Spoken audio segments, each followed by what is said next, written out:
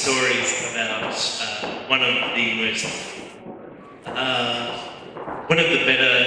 the greatest people involved with Twin Peaks, Patricia Norris, who was the Emmy-winning costume designer, and people here are in costumes, so it's become such an iconic show in terms of costume. I was wondering if anyone had any interesting stories about that.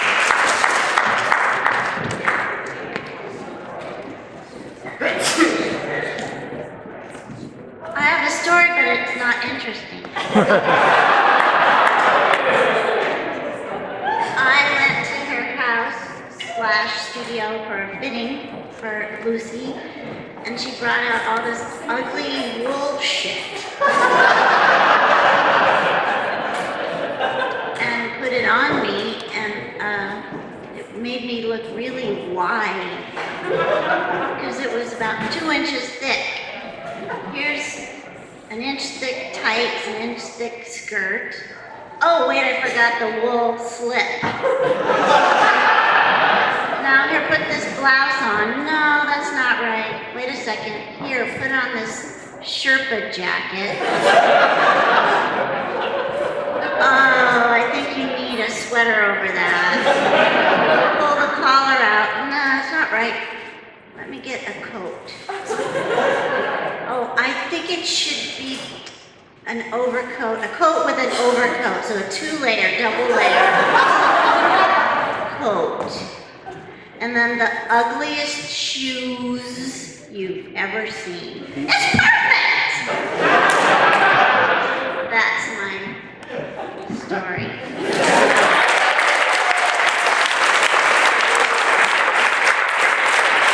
Okay, anybody else?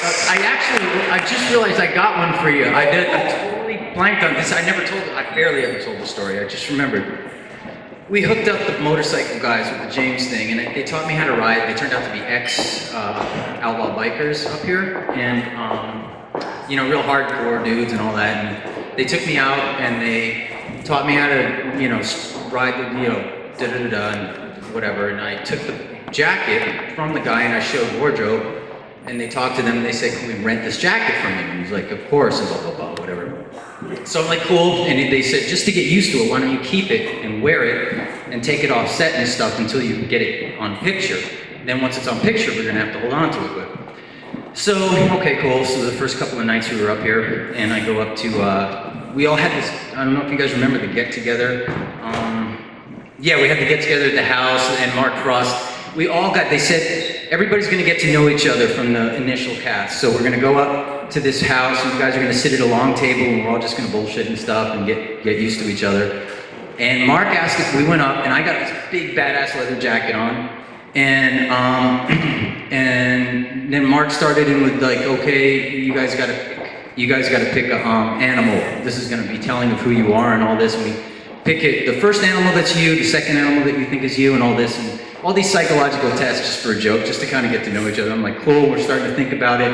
And everybody's getting loose and they're taking off somebody takes off their jacket and sits down and I pick a chair and I come over and I take off the leather jacket and I got it by the collar and I go to put it on the back of the chair and a 38 falls on the table.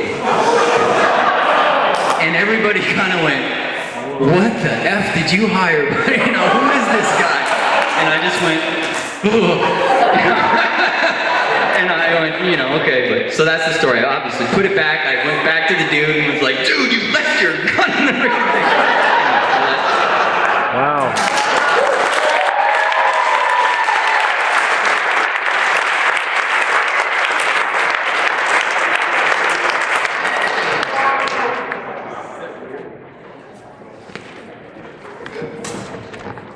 So, who else has a question? Okay, go for it, Brad. This is a question for Kimmy. Yes. This is a question for James. I love the song, Just You and I.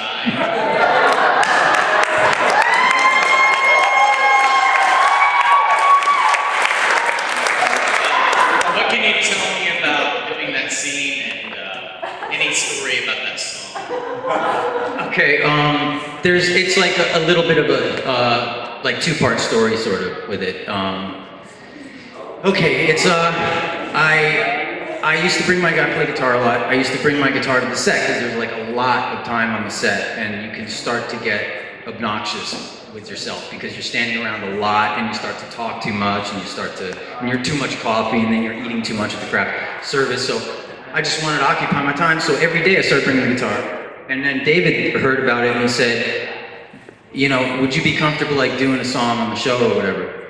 And I said, yeah, that'd be great, you know, and he goes, Angelo Badalamenti was on the set.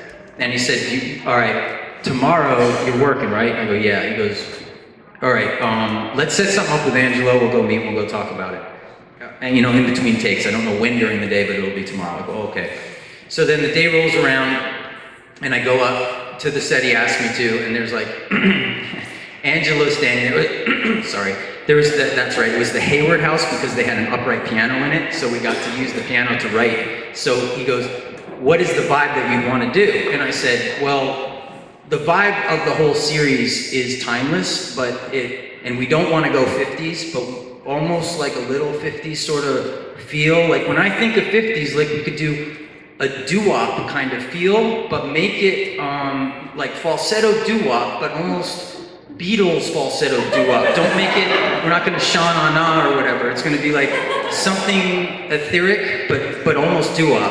And they go, well, what song? And then Angelo starts messing around on the keyboards and stuff. And he's like, and I'm like, no, not fast, like, let's go. So all three of us started doing this kind of banter back and forth of, you know, how the song should go. And David started, it was just funny as hell. Because I had said, okay, well, Angelo said, name a song, because David was stuck. He was like, well, say something that you'd want to do. And I go, I really don't know, like, how do you doo-wop, like, you know.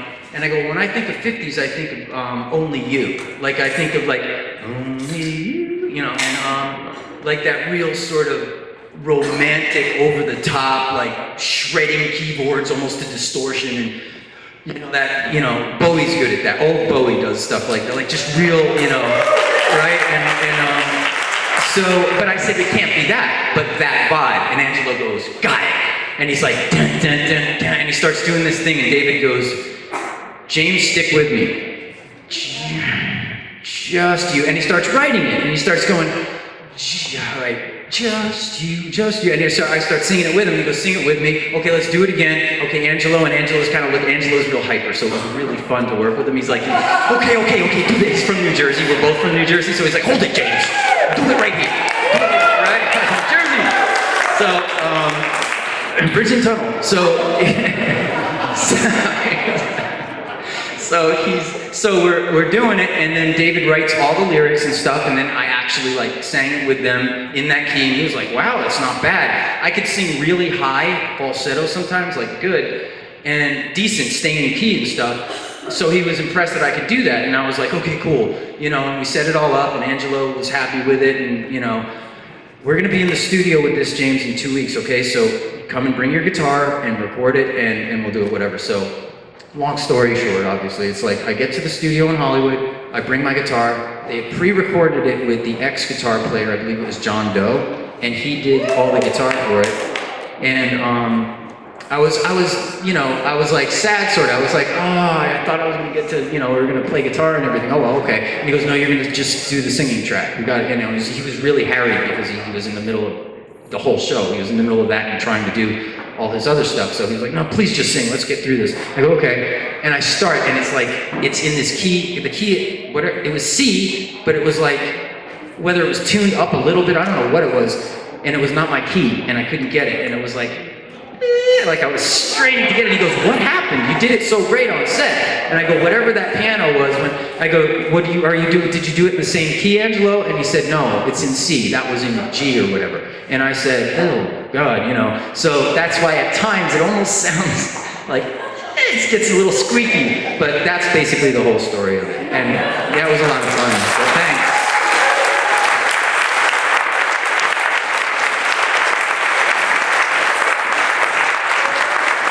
We have a question? Okay. First of all, good evening to everybody at the panel. And this question again is for James Marshall. I know it's common for men to like two women at the same time, but I want to know from the bottom of my heart, who did you love, Donna or Laura? And I know David has his story, but I want to hear yours. Who did James really love, Laura or Donna?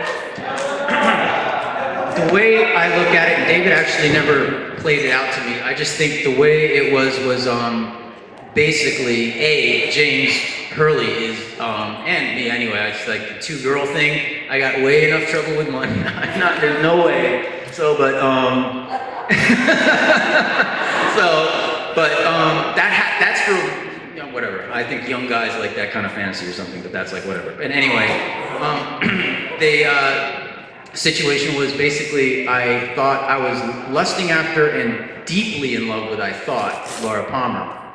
But it was the kind of over-the-top, deeply in love that you get when you're 16 or 17 years old and you're just in awe, but not really realizing it. I was best friends with and in like this, like, had an actual, true, compassionate, actual, authentic love of Donna. Like, best friend, brother, sister, and lover, and that, but we didn't know it.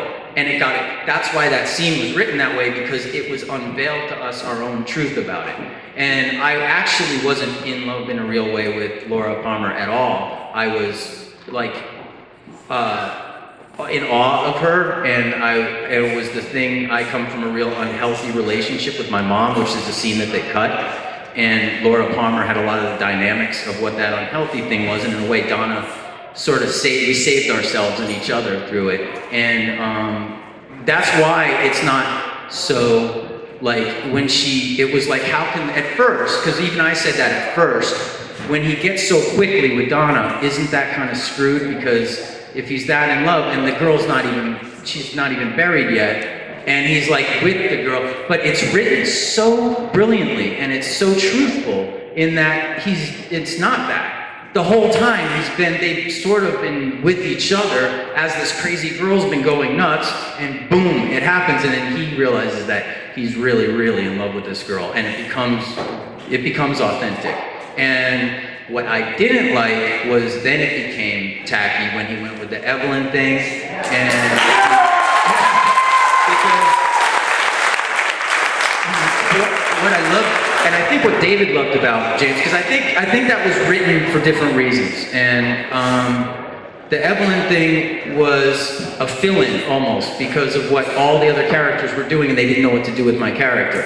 And I wasn't sophisticated enough to fight for myself. I thought, if I say anything, who am I? Because that's production. And everybody who does that is kind of a prima donna, I thought. So I don't want to mess with production, and if this is what they're doing, I'll go with it, So, but I didn't agree with it, and I did tell him that. I did say, look, I don't really agree with it because but I'll do it, but his thing is that it takes away the innocence and it takes away the authenticity of their own love, like their own, And what, that was basically why James and Donna were the only they were freaks because they were the only non-freaks in the whole show, which made them freaks in a way. There was but in a way, they had to keep that innocent through line through, and when that was broken, it became a little bit cold, thanks. What? Yeah.